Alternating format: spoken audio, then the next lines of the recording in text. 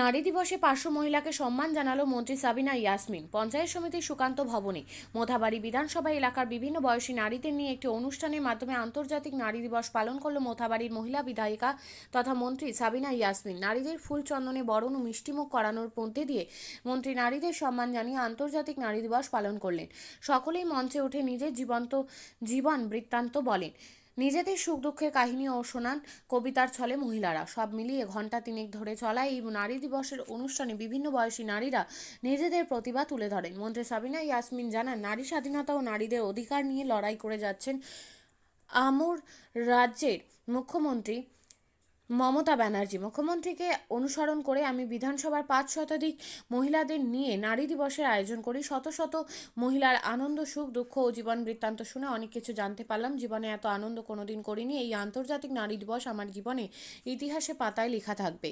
আজকে আমার রাজনৈতিক জীবনে 2008 সাল থেকে আমি আছি, কিন্তু আজকে মেয়েদের সঙ্গে যে এনজয়টা আমি করেছি আমার রাজনৈতিক জীবনের এটা প্রথম অভিজ্ঞতা এবং সব থেকে বেশি আজকের দিনে আমি আনন্দিত। আমি এটা ভাবিও নি, কারণ আজকে কলকাতায় আমার যাওয়ার কথা ছিল, কিন্তু আজকে কলকাতায় প্রোগ্রাম আমার ক্যান্সেল হয়েছে। আজকে আন্তর্জাতিক নারী দিবস হিসেবে কলকাতায় যে মিছিল আছে সেখানে আমার অ্যাটেন্ড করার কথা ছিল, কিন্তু কোনো কারণবশত আমি না যেতে পেরে রাত্রেই অর্গানাইজ করেছি যে আমরা ব্লকে একটা ছোট্টখাট্টো করে, যেহেতু উচ্চ মাধ্যমিক পরীক্ষা চলছে এবং তার মাঝে রোজাও চলছে, তো এখানে আমরা মেয়েদেরকে নিয়ে সেলিব্রেট করবো। কিন্তু দুর্দান্তভাবে একটা সেলিব্রেট করেছি। মানে যেসব মহিলারা আজকে কোনোদিন গান গায় না তারা স্টেজে গান গায়, যারা কোনোদিন নাচেনি তারা স্টেজে নেচে, যারা কোনোদিন কবিতা বলেনি তারা কবিতা করেছে, যারা কোনোদিন মানে এমনও দেখলাম যে স্বরচিত কবিতাও তারা করলো, যেটা কোনোদিন স্টেজে তারা করেনি। এবং যারা প্র্যাকটিক্যালি যারা অভ্যস্ত,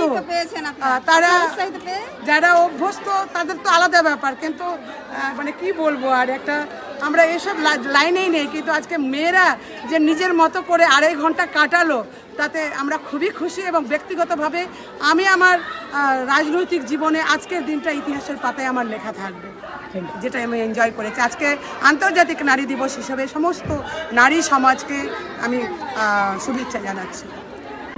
আপনিও কি মুরগি প্রতিপালন করে আর্থিক লাভের মুখ দেখতে চান? হরেক রকম প্রজাতির মুরগির শাবক লালন পালন করে বিক্রয় করে লাভবান হতে পারবেন খুব সহজেই।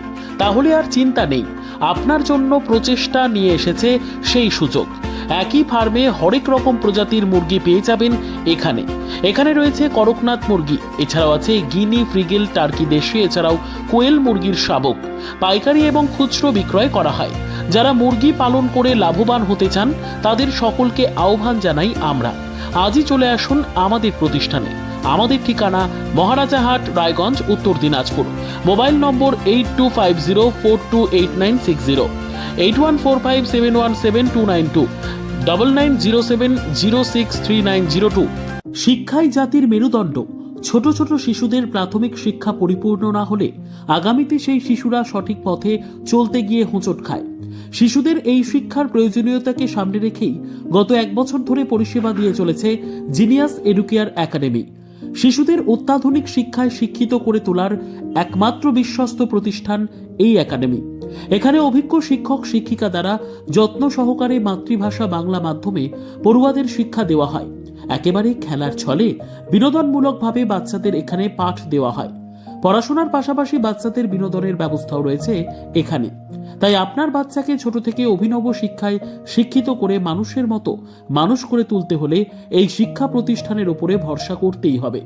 আমাদের ঠিকানা জিনিয়াস এডুকেয়ার একাডেমি, স্থান ঘুঘুডাঙ্গা মোড়, পোস্ট ভূপালপুর, রায়গঞ্জ, উত্তর দিনাজপুর। মোবাইল নম্বর 9563630109 অথবা 7029042308।